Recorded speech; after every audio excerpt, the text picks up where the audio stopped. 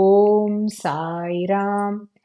நரசிம்ம சுவாமிஜி ஸ்ரீ சாயிபாபாவின் தகவல்களை சேகரிக்கும் இந்த அரும் பணியில் ஈடுபட்டிருந்த பொழுது அவருக்கு எல்லையற்ற பொறுமையையும் நம்பிக்கையையும் விடாமுயற்சியையும் இறைவன் வாரி வழங்கியுள்ளார் என்றே கருத தோன்றுகிறது.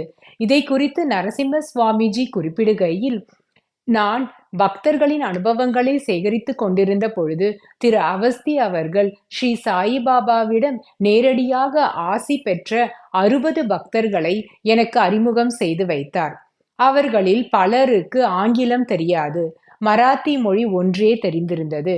எனக்கு அப்பொழுது மராத்தியில் அவ்வளவு பரிச்சயம் இல்லாமல் இருந்தது.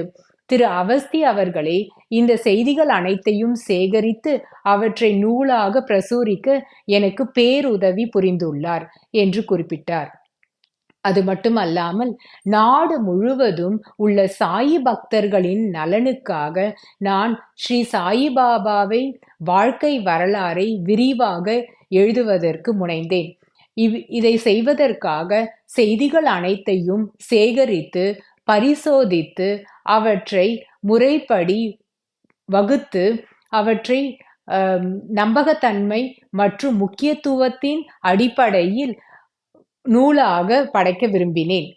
ஆனால் மராத்தி மொழியில் எனக்கு அவ்வளவாக பரிச்சயம் இல்லாமல் இருந்ததால் திரு அவஸ்தி அவர்கள் ஸ்ரீ சாயி சத்சரிதம், ஸ்ரீ சாயி லீலா மாத சஞ்சிகை மற்றும் பல சாயி பத்திரிகைகள், சாயி புத்தகங்கள் அனைத்தையும் படித்து எனக்கு விளக்கி கூறினார்.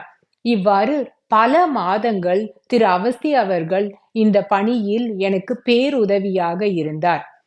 அதற்கு பிறகு ஓராண்டு கழித்த பின்னர் நான் சாயியின் நூல்களை மராத்தி மொழியில் படிப்பதற்கும் மொழிபெயர்த்து கொள்வதற்கும் மராத்தியில் இருந்த அகராதியை புரட்டி என்னால் இந்த பணிகளை நல்ல முறையில் செய்ய முடிந்தது.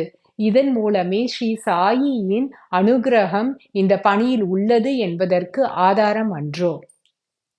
ஓம் சாய்ராம்.